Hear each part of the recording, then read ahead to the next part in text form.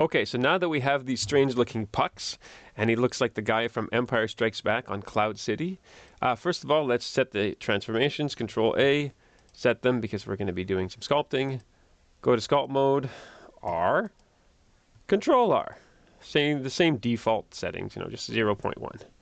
And what I'm going to do now is just with a very large grab brush, move them so that they are approximately looking like ears. So grab brush there, and now of course I'm just kind of using this guy as my model, but it doesn't have to look like that. It can look like whatever you want. You're bossing your picture, as Bob Ross used to say. You're just basically getting this to look like the ears that you want it to look like. So remember what I said before, the eyebrow line here, the nose line there, and we can bring back our buddy, the box number 1. And we see, let's see if our box is pretty well adjusted here. Our ear looks like it's a little bit too far back because that's the middle of the head. It should be a bit more forward. But it does seem to be in line with the brows and the nose. So to move it, I'm just going to go, well, I just use this. Move it like that. Okay, back to G. And all right, now I know that position is okay. Get rid of my cube and move this around. I forgot to actually add the material to it, so I'll go to Material Preview and just put my gray material so it looks like it's part of the same thing. All right, pull this in a little bit, get my silhouette to look okay, and the ears from the front should be probably out a little bit more, not much. Okay, and then from the back, now I can go to my regular nice view here. Press the smooth button, or press shift, the smooth button. I'm going to go to I to inflate, and I'm going to inflate the back of the ear so that it will eventually attach to the head, because I'm going to attach these things in a moment. But it's easier to kind of keep it separate for now. And then I'm going to go put my brush down here, go to that side view, and press Control, and really draw in that what's called the meatus, the hole, basically. I'll put that strength even more up. Now, in the video that I did before, I first masked this off, and I pushed it in. Now, of course, you could totally do that. I'm choosing to just draw it on freehand. Freehand, man! And because I've done it before.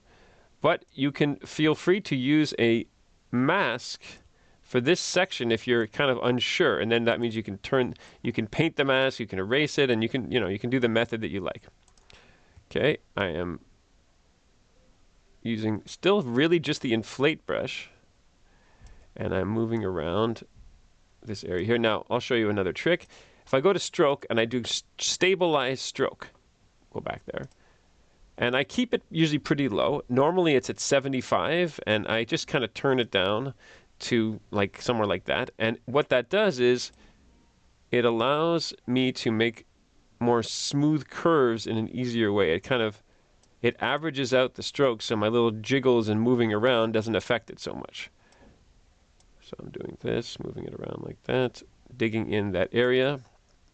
And I really only use it for doing curves, so I'll turn it off when I don't need it. And I will press 1 to do the regular draw brush, the regular draw brush. I have that as a shortcut. And I'm pressing Control. I'll keep my draw brush quite strong. Pressing Control, and I'm using it to just really dig in here.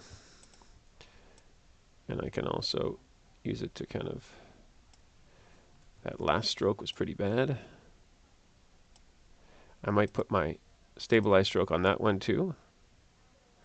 Again, like I said, when I'm drawing curves,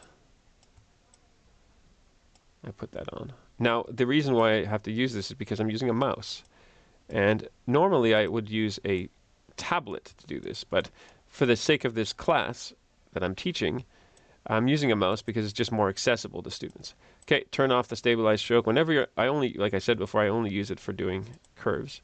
And you see that I'm really pushing the limits of this low poly mesh here. But that's good because I'm going as far as I can with the low poly mesh, and that's pretty much as far as I can go. R, Control R. You know what? I'll do this R, and I will now go a little bit more, 0.05, and I'll smooth it. But because I was pushing the limits of the low poly before, I could get my basic shapes pretty quickly. Okay, now I'm just smoothing it a little bit. So this here is what's called like the Y, that Y shape. And I still haven't attached it to the head, but it's okay because I can look at it separately now. Now here where you see this part, that's where it's actually the real head. So what I can do is Alt-Q, I can go in here, and since I know I have to dig this in, I'm still on my draw brush, I can just dig that in right away, and that's the actual head. And I'll switch back to my ear. Great trick, this whole Alt-Q thing. Pull this out a little bit, and now from the side, this part is usually in. It goes in slightly, and this is more out, and then goes back in. Pressing the smooth brush to get the earlobe here. Just trying to get the basic shapes of an ear. This is higher up, on most people at least. And once it's pretty good, then I'm going to attach it to the rest of the head. So I just went back to draw, and I'm pressing Control, and here, whoa boy, way too much. Control here, and I am just sculpting that part which sticks out, and then going back to the... Okay, it's good enough for now. It's a lot more shape, it's a lot more form than the rest of the face, which I usually don't like to do. I'm just trying to get the basics here, and in the back I need to smooth it because it was very cruddy looking. Okay. So let's now attach this to the face. Very important, if I'm going to attach something which has a mirror, which has a modifier, I have to apply the modifier first, because the head does not have a modifier. So I need to apply this, then select this and this, Control J, go to sculpt mode, and now I will remesh the whole thing, remesh at 0.05, and I'll try that and see how that works. That seemed to be okay. This was fine. This in there. I'm smoothing the back of the ear here. Now you might have sometimes like something like this, where it's really weird. If this happens and you have this big gap, do the remeshing again. I just Controlled R again. And what I did is I inflated it first. Let me go back and show you this. This happens sometimes. Let's say you have this huge gap. You're like, what is going on here? I would just press inflate and stick it together so that I'm kind of closing the gap, and then Control R and remesh it again. And because it's close enough, the computer just says, okay, I guess it is one object. The hole is gone. Ignore the hole, it says. So I'm going to go to Draw Sharp. I already have marked basically the position, but that's just the position. Now I'm going to actually mark the line of the lips. And since I am using the Draw Sharp, and since this is a mouse, I'm definitely going to turn the Stabilize Stroke on. And this is going to basically mark the lip line. So the lip line has a sort of an M shape. Up in the corners where the little smile is, a little bit down, back up again, and then down towards the center part. So I will slightly pull the corners up like that. And now the thing I'm going to do is I'm going to go to hold on, 3. Flatten contrast. And what I'm going to use is I'm going to now establish the plane of the upper lip. Quite a strong... Now, I said this in the lip video, or the mouth video. If you were to draw the mouth, you would see very obviously that the upper lip is in shadow, because from the side, that is a plane that's going down. I have it goes out and down. So that's why the upper lip is in shadow. And now I'm just going to carve under the lower lip, and I'm going to continue what I started to do before, which was here, under the lower lip. Now, the chin looks very strange, but I'm going to get there. I'm going to carve down very slightly this space between the upper lip. Okay, now, I'm going to use clay strips. I have it set on 4. This is called clay strips, I turn down the strength quite a lot, and I go to brush, and where it says tip roundness, I usually pump that up a little bit. And I'm going to use this to build up the, I don't need this, no stabilized stroke here, sorry about that. I'm going to use this to build up the lip here. And then I'm taking a bit of this clay, and I'm adding it to here.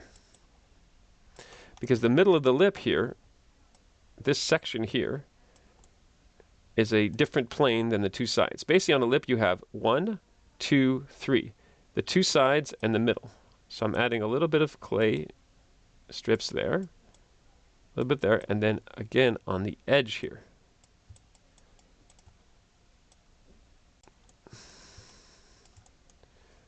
Slightly bigger brush. Okay, and now the same thing here. I'm adding a bit of clay to the two sides. So I said the upper lip is 1, 2, 3 sections. The lower lip is really 2 sections. So I have a line that goes like that, and if I press P with a slightly larger brush, it will pull that line closer together. And if I do smoothing, very, very, very, very low, there you go. I can also use the draw sharp brush and the pinch a little bit to emphasize this lip line. And I'm going on the corners here. I'm going to take off the stabilized stroke that I had before. I'm going to use the draw sharp on the corners of the mouth to just deepen it there. Okay, so let's look at the area around the mouth now. So the lips themselves are kind of getting somewhere, but what I need to do is press I and inflate this here, which is the area that surrounds the mouth here. And depending on the person, this can be more or less inflated. Now, since this is this sort of stylized guy here, like see here, these two puffy parts of the mouth are very typical on sort of a male model. I had to sculpt a lot of kind of like a good-looking guys, kind of mannequin type of guys, and I noticed that at least these days, male models all tend to have this kind of puffy skin on the outside that makes them look more like kind of makes them look more ape-like. I don't know, maybe it's more masculine or something, I guess. And anyway, Brad Pitt is an example of someone who really has that. It's very obvious. Brad Pitt has this kind of puffy outside of the mouth. And I'm going to add the nostril wings, or at least the area where the nostril wings are. And I'm going in with the draw brush, and I'm just using control and basically defining the nostril wings, so that it actually doesn't look like a lump, that it looks more like a nose. And every once in a while, when I see like a lump like that, I just press Shift and smooth it very subtly. Because there shouldn't be random lumps. There should be separations of planes, but not just random lumps. Okay, and now I'm going to kind of decide what this guy's nose should look like. I guess I'll have him sort of, it's a pretty average looking nose. Before much, I really want to sort of draw on the nostrils, draw in the nostrils, I mean. I use draw sharp for that. It's kind of the easiest way to do it. And I'm going to make sure that your nostrils are far back enough. If you don't start your nostrils here, your nostrils are connected to the inside of your sinus cavities. So the nostrils have to be far back enough in the face, meaning this way. Even here, they're a little bit too far forward, but also I'll pull it a little bit. I'll pull. And with the same draw sharp brush, I usually define the planes of the wings. And again, with the same draw sharp brush, I emphasize this here underneath that piece, because it is connected to the nose. I mean, it's connected to the rest of the face, but there's a little bit of a change. You see that there's a little bit of a change between that, this part of the nose, and the upper lip. Now what I'm going to do is, with a regular draw brush, this is just one big lump, which is not supposed to be. I'm using control, and first of all, I'm just separating slightly the ball of the nose here with the bridge here. So there's a bit more of a separation. Now, I don't want him to have a bulbous nose or anything like that. I just want you to be able to see that here, the nose, there's cartilage here. And there is a separate plane, although often it's not easy to see. Okay, and here as well, the wings of the nose here shouldn't just be flat like that. I'm using control and I'm slightly defining the difference between the wings, which are here, and the ball of the nose, which is there. And again, on certain, people with very bulbous looking noses, this is like a kind of round and obvious, and people with sharper noses is less obvious. But I still like to kind of have a bit of that definition there, just so it looks good. And this goes for stylized noses too. If you're doing a really cartoony nose, you still don't want it to look like just like a big lump. You want it to look like simplified, distinct planes. So it's interesting, and there's more shape to it. Okay, I'm going now with a draw sharp brush, and I'll use it to get really underneath that nostril wing. Of course, I'm at the limits of my topology, but we're pushing the limits. Whoa, much too strong. Using it to define that nose wing a little bit. And like I did before, I'm kind of emphasizing this middle line, which is the separation of the two pieces of cartilage that make up the tip of the nose. And to do this, I have to really turn down the strength of my smoothing, because if I don't, I'll just erase what I did. So I'm emphasizing this line and very subtly smoothing it. And I'm going to now use the 3, which I put as the flattened contrast brush, and I use it to define these planes of cartilage. These things, which probably because I have them to a very big extreme, it's very obvious in my nose, these two planes. I always kind of like to put them on noses. It always looks kind of nice. Okay, and now let's use the same draw contrast brush with a lot less flattened contrast. Once again, this one. And I'm defining the sides of the nose here, and even I might run it on the top and flatten out this here. Okay, there we go. So he's coming along, our little guy here. This doesn't make any sense, so I'm going to press 4 where my clay tubes are, in a very low clay tubes.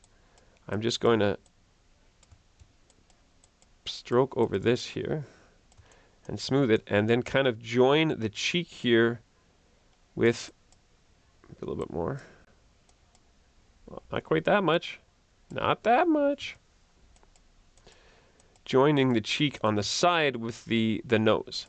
Here, I'm going to do a little bit more what I did before, separating the brows with the rest of the forehead. So I have my clay strips, I'm pressing control, and it's very subtle what I'm doing.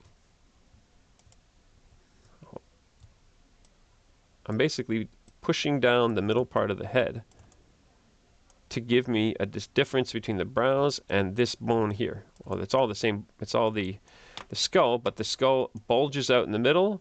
Then there's a depression here, and let's look at this guy here. You can see that that depression there, bulging out there, but there's a depression in between the two sections, which on a guy is usually more obvious than on a girl.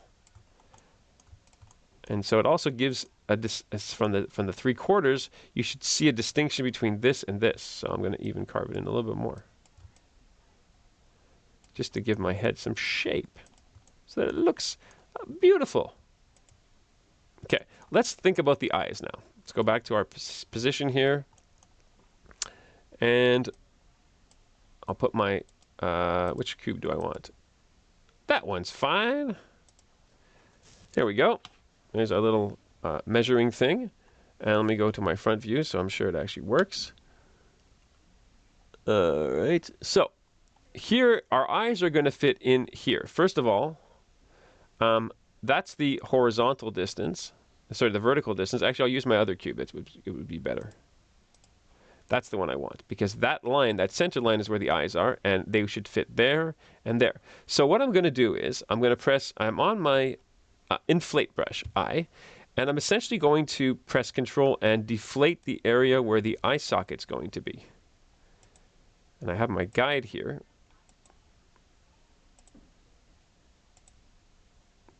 And it's pretty subtle, because I don't want to go too crazy. Well, I'll just do it really extreme. See, that's what I'm doing. But I'm doing it in a much more subtle way.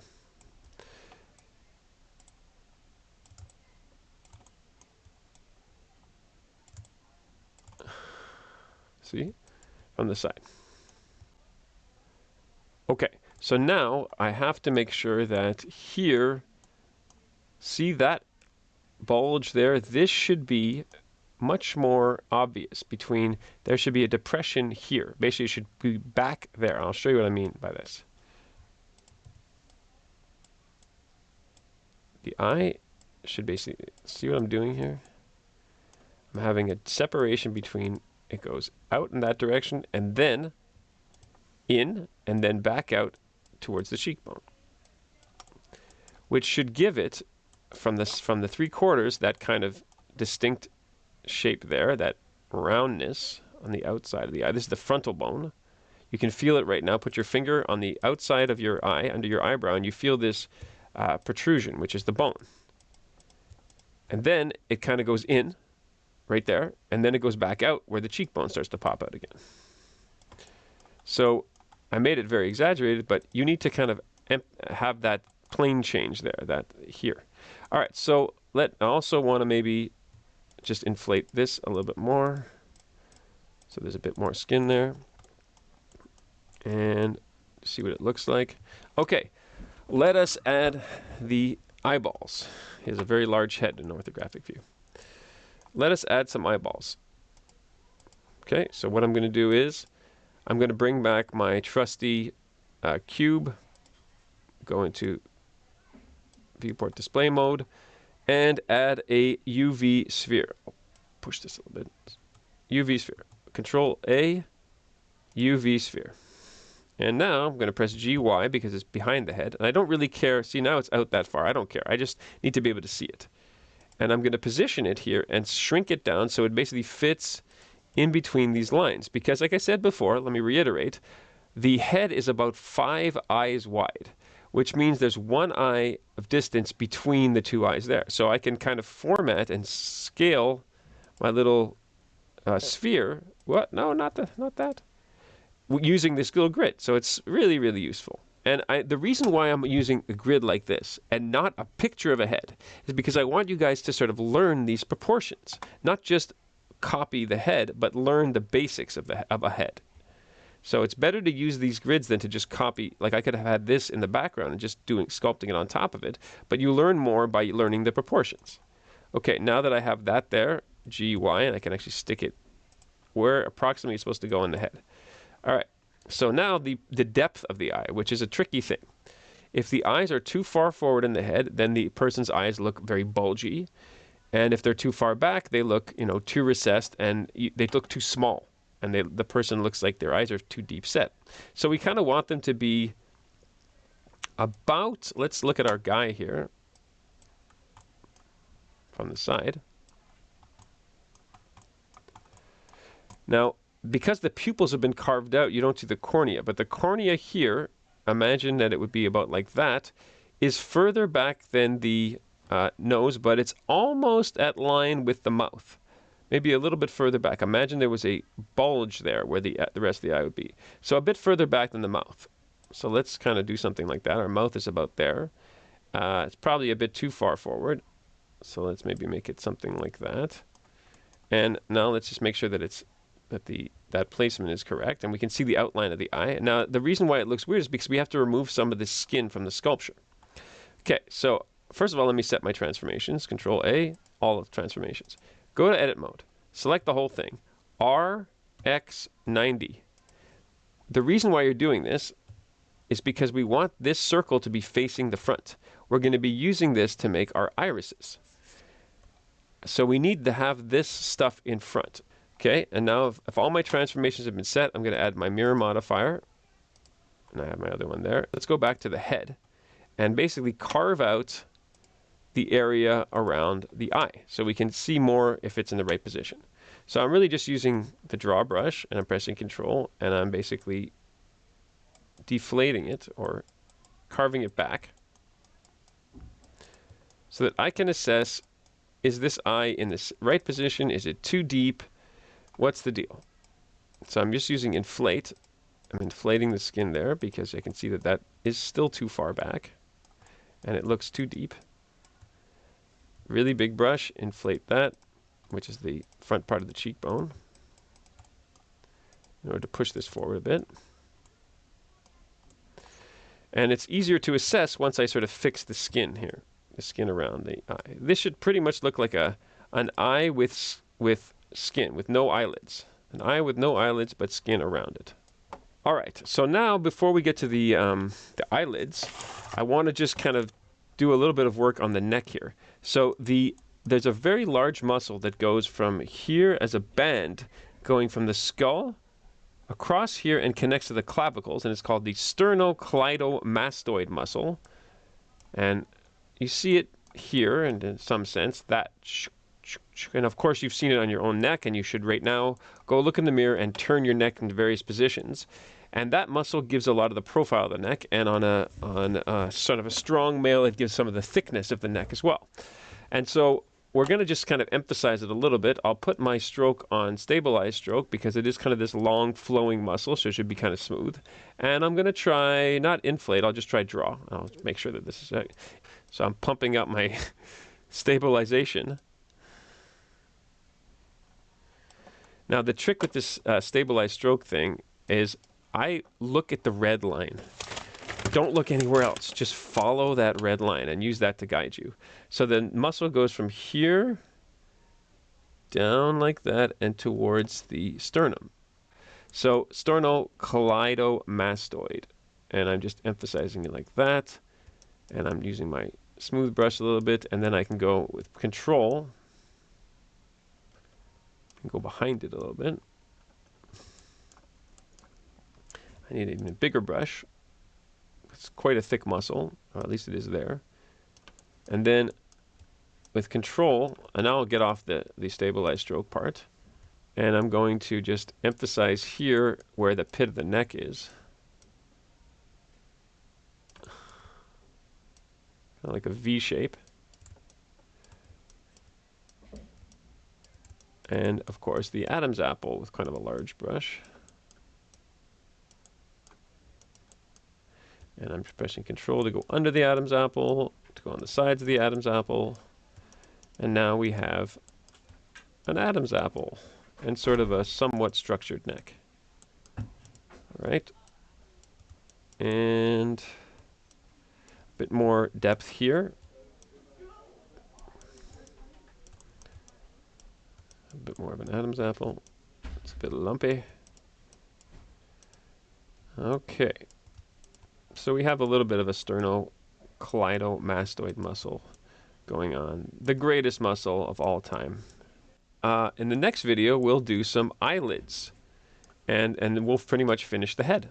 So I'll see you soon. Bye-bye.